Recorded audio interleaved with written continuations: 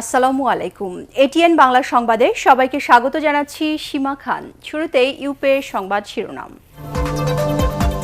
অধিকাংশ নতুন মুখ নিয়ে ৪৭ সদস্যের মন্ত্রিসভা, পূর্ণমন্ত্রী হওয়ার ডাক পেলেন ২৪ জন, প্রতিমন্ত্রী ১৯, উপমন্ত্রী ৩, কাল শপথ।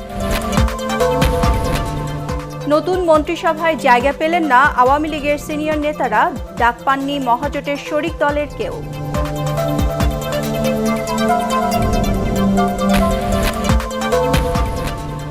শপথ নেবেন না ঐক্যফ্রন্টের বিজয়ী প্রার্থীরা, আন্দোলনের নতুন কর্মসূচি নিয়ে মাঠে নামার প্রস্তুতি।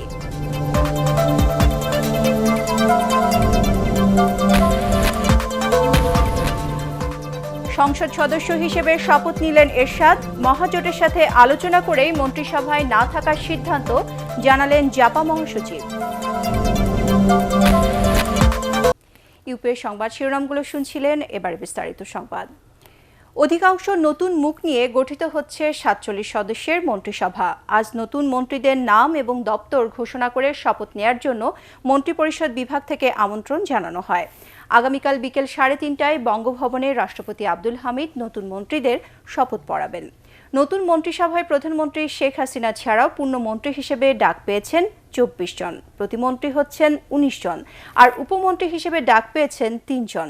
প্রধানমন্ত্রী থাকছেন ৬ মন্ত্রণালয়ের দায়িত্বে। আরও জানাচ্ছেন মোর্শেদ আলম। বড় বিজয়ের পর বড় চমক, টানা তৃতীয়বার ক্ষমতায় আসা আওয়ামী লীগের মন্ত্রিসভায় মোট ৪৬ সদস্যের মধ্যে দপ্তর বহাল আছে মুক্তিযুদ্ধমন্ত্রী আকম মোজাম্মেল হক, সড়ক পরিবহন ও সেতুমন্ত্রী ওবায়দুল কাদের, স্বরাষ্ট্রমন্ত্রী আসাদুজ্জামান খান, আইনমন্ত্রী আনিসুল হক, টেকনোক্র্যাট ২ জন, বিজ্ঞান ও প্রযুক্তিমন্ত্রী স্থপতি ইয়াফেস ওসমান এবং ডাক ও টেলিযোগাযোগ মন্ত্রী মোস্তফা জব্বারের। ২০০৯-এর মন্ত্রিসভার ৪ সদস্য এবার মন্ত্রিত্ব ফিরে পেয়েছেন। এদের মধ্যে রয়েছেন কৃষিমন্ত্রী ডক্টর আব্দুর রাজ্জাক, তথ্যমন্ত্রী হাসান মাহমুদ, শিক্ষামন্ত্রী ডাক্তার দীপু মনি এবং শ্রম প্রতিমন্ত্রী বেগম মন্নুজান সুফিয়ান। নতুন ৯ মন্ত্রী হলেন এলজিআরডি মন্ত্রী তাজুল ইসলাম, পররাষ্ট্রমন্ত্রী এ.কে আব্দুল মোমেন, শিল্পমন্ত্রী নুরুল মজিদ মাহমুদ হুমায়ুন, বস্ত্র ও পাটমন্ত্রী গোলাম দস্তগীর গাজী, খাদ্যমন্ত্রী সাধনচন্দ্র মজুমদার, বাণিজ্যমন্ত্রী টিপু মুন্সি, গৃহায়ন ও গণপূর্তমন্ত্রী সম রেজাউল করিম, পরিবেশ, বন ও জলবায়ু পরিবর্তন মন্ত্রী শাহাবুদ্দিন এবং রেলপথ মন্ত্রী নুরুল ইসলাম সুজন। প্রতিমন্ত্রী থেকে মন্ত্রী হয়েছেন পরিকল্পনা মন্ত্রী এম.এ মান্নান, স্বাস্থ্যমন্ত্রী জাহিদ মালেক, সমাজকল্যাণ মন্ত্রী নুরুজ্জামান আহমেদ, পার্বত্য চট্টগ্রাম বিষয়ক মন্ত্রী বীর বাহাদুর উসই সিং এবং ভূমিমন্ত্রী সাইফুজ্জামান চৌধুরী। দপ্তর বদল হয়ে অর্থমন্ত্রী হয়েছেন আ.হ.ম মুস্তফা কামাল। মোট ৪৬ জন, মাননীয় প্রধানমন্ত্রী সহ ৪৭ জনের মন্ত্রিসভা। আগামীকাল ইনশাল্লাহ শপথের মাধ্যমে এই কার্যক্রম শুরু হবে। আগামীকাল ৩:৩০টায় বঙ্গভবনে শপথ অনুষ্ঠান হবে। আগের মন্ত্রণালয়েই প্রতিমন্ত্রী আছেন বিদ্যুৎ প্রতিমন্ত্রী নসরুল হামিদ, পররাষ্ট্র প্রতিমন্ত্রী শাহরিয়ার আলম এবং আইসিটি প্রতিমন্ত্রী জুনাইদ আহমেদ পলক।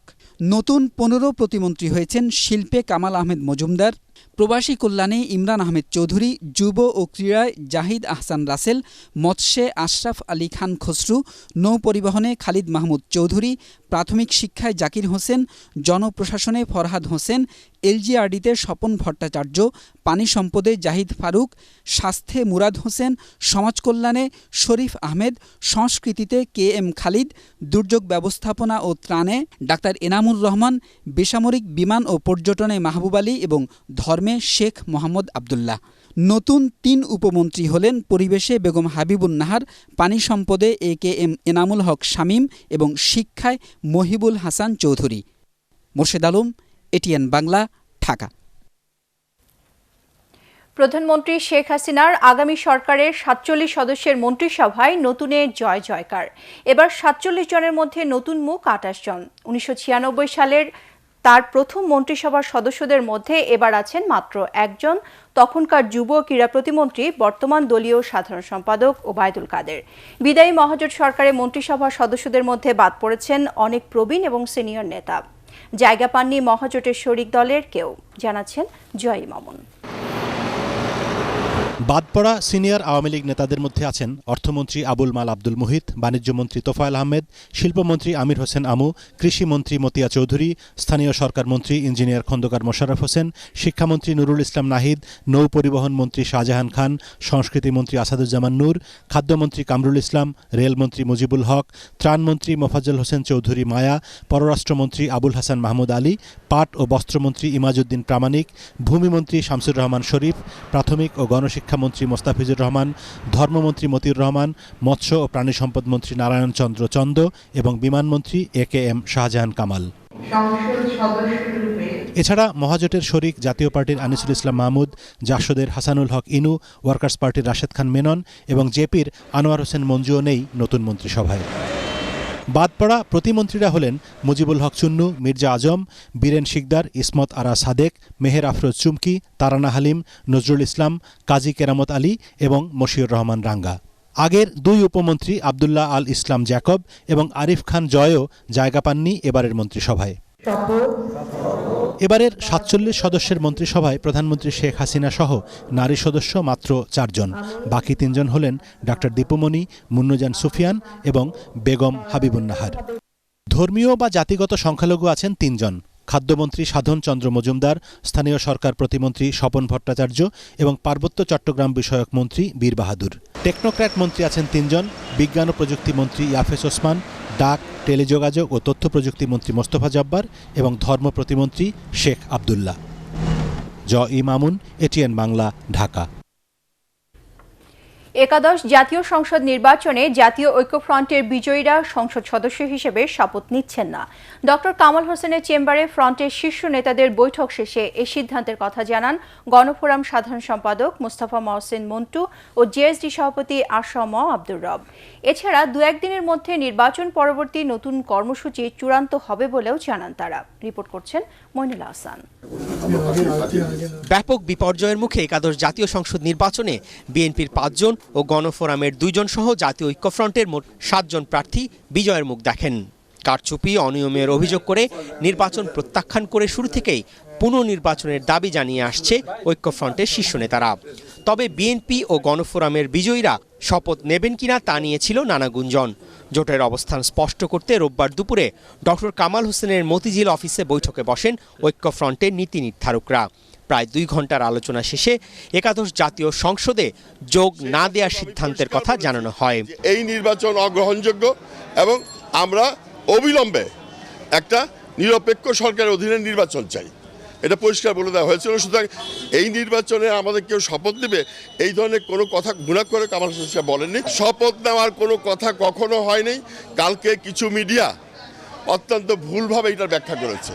সিদ্ধান্ত ঐক্যফ্রন্টের কেউ শপথ নিচ্ছে না।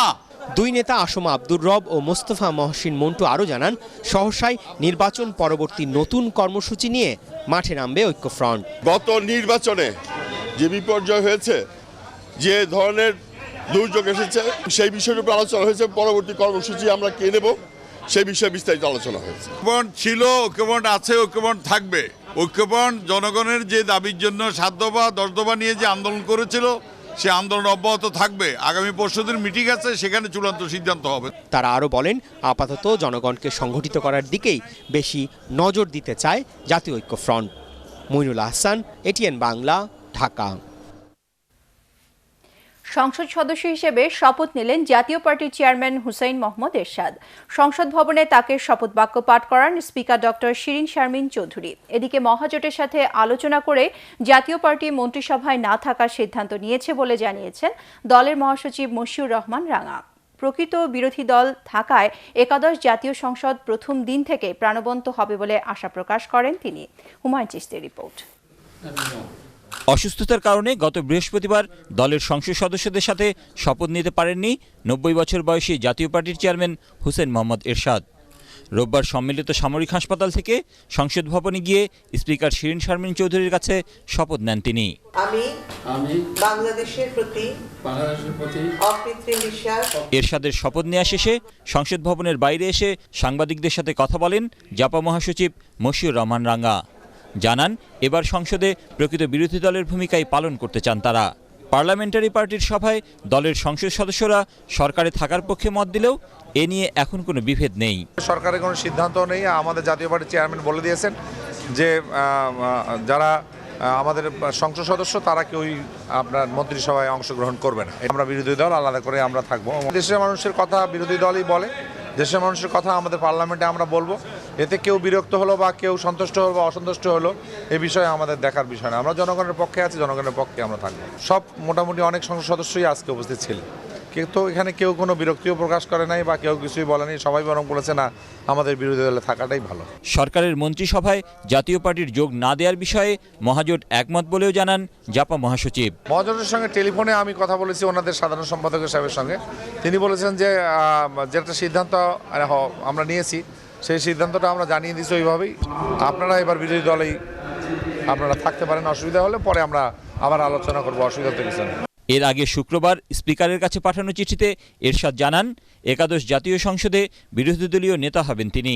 বিরোধী দলীয় উপনেতা তার ছোট ভাই ও দলের কো চেয়ারম্যান জিএম কাদের এবং চিফ হুইপ হবেন দলের মহাসচিব মশিউর রহমান রাঙা। হুমায়ুন চিস্তি, এটিএন বাংলা, ঢাকা। একাদশ জাতীয় সংসদ নির্বাচনের মাধ্যমে দেশে বিদেশে নির্বাচন কমিশনের প্রতি আস্থা বেড়েছে বলে মনে করেন আওয়ামী লীগের নির্বাচন পরিচালনা কমিটির কো চেয়ারম্যান এস.টি. ইমাম।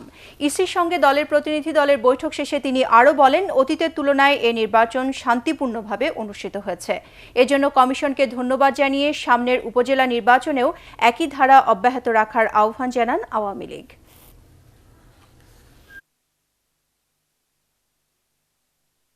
সবাই তো বলেছেন এত সুষ্ঠু এত সুন্দর নির্বাচন হয় না পৃথিবীব্যাপী। যে এরকমভাবে এবারে যেরকম সাথে সাথে স্বীকৃতি পাওয়া গেছে এবং আমাদের নির্বাচন পদ্ধতি, নির্বাচন কমিশনের প্রতি যে আস্থা সবাই প্রকাশ করেছেন তাতে আমরা গর্বিত।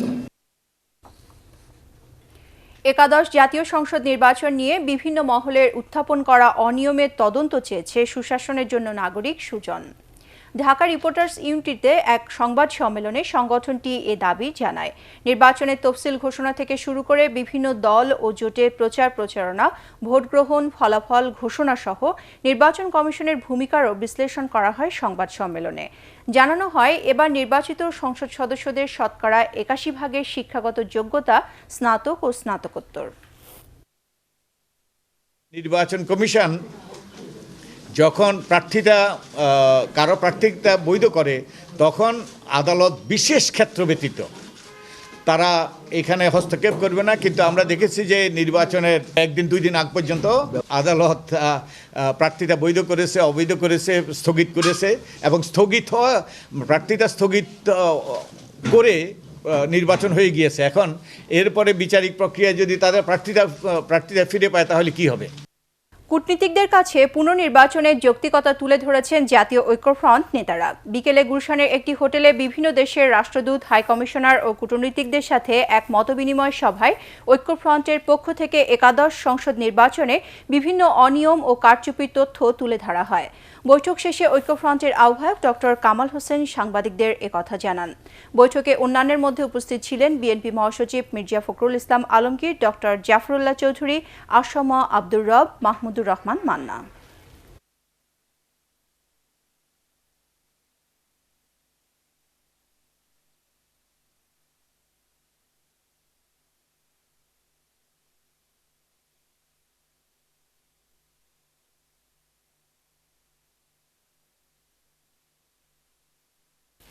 নোয়াখালীর সুবর্ণচরে ধর্ষণের ঘটনায় কঠোর প্রশাসনিক ব্যবস্থা নেওয়া হয়েছে বলে জানিয়েছেন আওয়ামী লীগ সাধারণ সম্পাদক ওবায়দুল কাদের।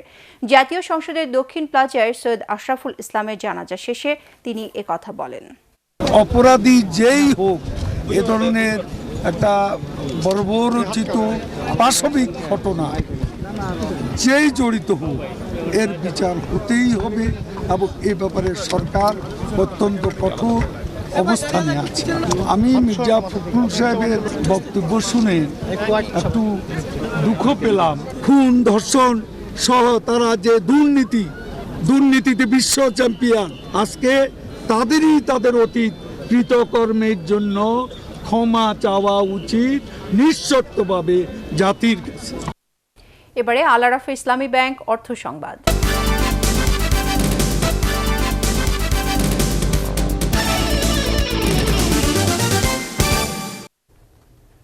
ঢাকা মেডিকেল কলেজ হাসপাতালে চিকিৎসা নিতে আসা মুমূর্ষু রোগীদের জরুরি সেবা বাড়ানোর জন্য এ বিভাগের সম্প্রসারণ ও ওয়ান স্টপ ইমার্জেন্সি সেন্টারের উদ্বোধন করা হয়েছে। স্বাস্থ্য প্রতিমন্ত্রী জাহিদ মালেক ঢাকা মেডিকেল কলেজ হাসপাতালের নতুন বিভাগ উদ্বোধন করে বলেন, এখন থেকে হাসপাতালের জরুরি বিভাগের সক্ষমতা বৃদ্ধির সাথে সাথে চিকিৎসা সেবার পরিধিও বাড়ল। মুমূর্ষু রোগীদের চিকিৎসায় এখন আর কোনো ত্রুটি থাকবে না। 15 শয্যার আধুনিক চিকিৎসা কেন্দ্র ওয়ান স্টপ ইমার্জেন্সি সেন্টারে রয়েছে 4টি আইসিইউ বেড, 6টি এইচডিইউ বেড এবং 5টি বিশেষ অবজারভেশন বেড। অনুষ্ঠানে অন্যান্যের মধ্যে উপস্থিত ছিলেন ঢাকা মেডিকেল কলেজ হাসপাতালের পরিচালক brigadier general AKM Nasir Uddin. এখন পার্টেক্স খেলার খবর।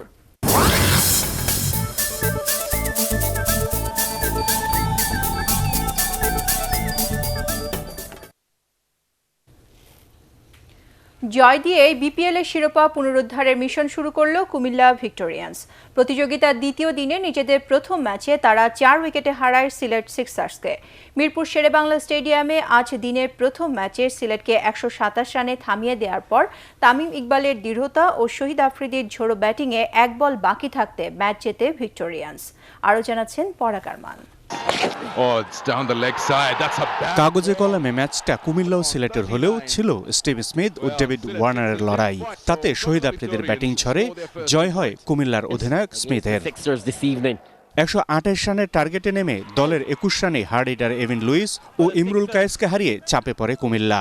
তবে তামিম স্মিথের 30 রানের জুটিতে স্বস্তি আসে। দলীয় 51 রানে স্মিথকে প্যাভিলিয়নে ফেরান আল আমিন হোসেন। তারপর শোয়েব মালিক ও এনামুল হক বিজয় সম্ভাবনা জাগিয়েও ব্যর্থ। 34 বলে 35 রান করা তামিম রান আউটে কাটা পড়লে তখন কুমিল্লার দরকার 21 বলে 31 রান। শহীদ আফ্রিদির ঝড়ে উড়ে যায় সিলেটের সব প্রতিরোধ। ম্যাচ সেরা আফ্রিদির 25 বলে অপরাজিত 39 রানে 4 উইকেট হাতে রেখেই জয় পায় কুমিল্লা ভিক্টোরিয়ান্স। এর আগে টসে হেরে ব্যাট হাতে ওয়ার্নারের সিলেটও ভালো করতে পারেনি। দলের 56 রানে 5 উইকেট হারিয়ে বিপদে পড়ে তারা। ষষ্ঠ উইকেটে 55 রানের দারুণ এক জুটি করেন নিকোলাস পুরান ও আলোক কাপালি। মূলত তাদের ব্যাটে 127 রানের লড়াই করার মতো পুঁজি পায় সিলেট সিক্সার্স। 26 বলে সর্বোচ্চ 41 রান করেন পুরান আর 20 বলে 19 রান করেন কাপালি। পরাগ আরমান, ATN বাংলা। বিপিএল এর দ্বিতীয় ম্যাচে রংপুর রাইডার্সের দেয়া 170 রানের টার্গেটে ব্যাট করছে খুলনা টাইটান্স। মিরপুরে আগে ব্যাট করতে নেমে 18 রানে মেহেদি মারুফের উইকেট হারায় রংপুর।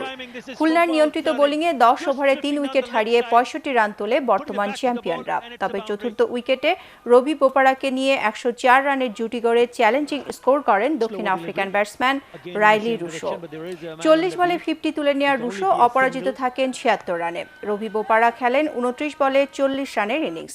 শেষ পর্যন্ত 3 উইকেটে 169 রান তোলে রংপুর। জবাবে শেষ খবর পাওয়া পর্যন্ত খুলনার সংগ্রহ বিনা উইকেটে 64 রান। 30 বছর পর ঘরের মাটিতে ফলোঅন করতে বাধ্য হলো অস্ট্রেলিয়া। সিডনি টেস্টের চতুর্থ দিন ভারতের 7 উইকেটে 622 রানের জবাবে প্রথম ইনিংসে 300 রানে গুটিয়ে গেলে ফলোঅনে পড়ে তারা। অজিদের দ্বিতীয় ইনিংসে 4 ওভারে বিনা উইকেটে 6 রান তোলার পর আলোর স্বল্পতায় খেলা বন্ধ হয়ে যায়। এর আগে বৃষ্টি আর আলোর স্বল্পতায় চতুর্থ দিনে মধ্যাহ্ন বিরতির পর খেলা শুরু হয়। 6 উইকেটে 236 রান নিয়ে খেলা শুরু করে মাত্র 21 ওভারের শেষ 4 উইকেট হারায় স্বাগতিকরা। 322 রানে এগিয়ে থেকে অস্ট্রেলিয়াকে আবারও ব্যাট করতে বাধ্য করে বিরাট কোহলির দল। কুলদীপ যাদব নেন 5 উইকেট। প্রথম 3 ম্যাচে 2টিতে জিতে সিরিজ জয়ের দ্বারপ্রান্তে এখন ভারত। ইংলিশ FA কাপের আলাদা ম্যাচে জয় পেয়েছে ম্যানচেস্টার ইউনাইটেড, চেলসি ও আর্সেনাল। ঘরের মাঠ ওল্ড ট্রাফোর্ডে রেডিংয়ের বিপক্ষে 2-0 গোলে জিতেছে ম্যানইউ। পেনাল্টি পেয়ে 22 মিনিটে রেড ডেভিলদের এগিয়ে দেন স্প্যানিশ স্ট্রাইকার ওয়ান মাতা। বিরতির আগেই রোমালো লুকাকুর গোলে ব্যবধান দ্বিগুণ করে টুর্নামেন্টের তৃতীয় রাউন্ডে জয় পায় স্বাগতিকরা। অন্য ম্যাচে আলভারো মোরাতোর জোড়া গোলে নটিংহ্যাম ফরেস্টকে হারিয়েছে চেলসি। আরেক ম্যাচে তরুণ জোসেফ উইলকের জোড়া গোলে ব্ল্যাকপুলকে 3-0 ব্যবধানে হারায় আর্সেনাল। স্প্যানিশ লা লিগার আলাদা ম্যাচে রাতে লড়বে রিয়াল মাদ্রিদ ও বার্সেলোনা। ঘরের মাঠ সান্তিয়াগো বার্নাবুতে রাত 11:30টায় রিয়াল সোসিয়াদাদের বিপক্ষে লড়বে রিয়াল মাদ্রিদ। এবারের মৌসুমে টানা ব্যর্থতার বৃত্তে থাকা রিয়াল নতুন বছরও শুরু করেছে ড্র দিয়ে। শিরোপার আশা কমে আসা লা ব্লাঙ্কোদের পরের বছরের চ্যাম্পিয়ন্স লিগে খেলার যোগ্যতা পেতে হলে অন্তত চতুর্থ স্থানে থেকে লিগ শেষ করতে হবে। 17 ম্যাচ শেষে 30 পয়েন্ট নিয়ে তারা এখন পঞ্চম স্থানে। তুলনায় বিপরীত অবস্থা বার্সেলোনার। শেষ 5 ম্যাচে মাত্র একবার ড্র করে পয়েন্ট খুইয়েছে তারা। লিগ টেবিলের শীর্ষে থাকা ক্যাটালানরা এবারও শিরোপার সবচেয়ে বড় দাবিদার। বাংলাদেশ সময় রাত 1:45 গেটাফের মাঠে তাদের বিপক্ষে লড়বে বার্সা। আগামী মঙ্গলবার থেকে শুরু হচ্ছে জাতীয় পুরুষ ও মহিলা কুস্তি প্রতিযোগিতা। দুদিনের এই প্রতিযোগিতায় পুরুষ ও মহিলা উভয় বিভাগে 10টি ওজন শ্রেণীতে লড়াই করবেন প্রতিযোগীরা। এ উপলক্ষে বিওএ অডিটোরিয়ামে এক সংবাদ সম্মেলনে জানানো হয়, প্রতিযোগিতায় পুরুষ বিভাগে 5টি এবং মহিলা বিভাগে 4টি দল অংশ নেবে। সংবাদ সম্মেলনে উপস্থিত ছিলেন স্পন্সর প্রতিষ্ঠান ওয়ালটন গ্রুপের সিনিয়র অপারেটিভ ডিরেক্টর ইকবাল বিন আনোয়ার, মিডিয়া পার্টনার এটিএন বাংলার চেয়ারম্যানের উপদেষ্টা মীর মোতাহার হাসান ও ফেডারেশনের সাধারণ সম্পাদক তাবিউর রহমান। শেষ করব সংবাদ, তার আগে ইউপে শিরোনামগুলো আরও একবার। অধিকাংশ নতুন মুখ নিয়ে 47 সদস্যের মন্ত্রিসভা, পূর্ণমন্ত্রী হওয়ার ডাক পেলেন 24 জন, প্রতিমন্ত্রী 19, উপমন্ত্রী 3, কাল শপথ। নতুন মন্ত্রিসভায় জায়গা পেলেন না আওয়ামী লীগের সিনিয়র নেতারা, ডাক পাননি মহাজোটের শরিক দলের কেউ।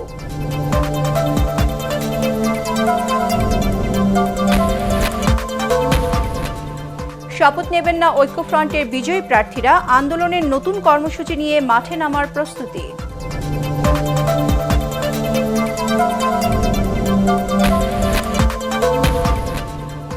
সংসদ সদস্য হিসেবে শপথ নিলেন এরশাদ, মহাজোটের সাথে আলোচনা করে মন্ত্রিসভায় না থাকার সিদ্ধান্ত জানালেন জাপা মহাসচিব।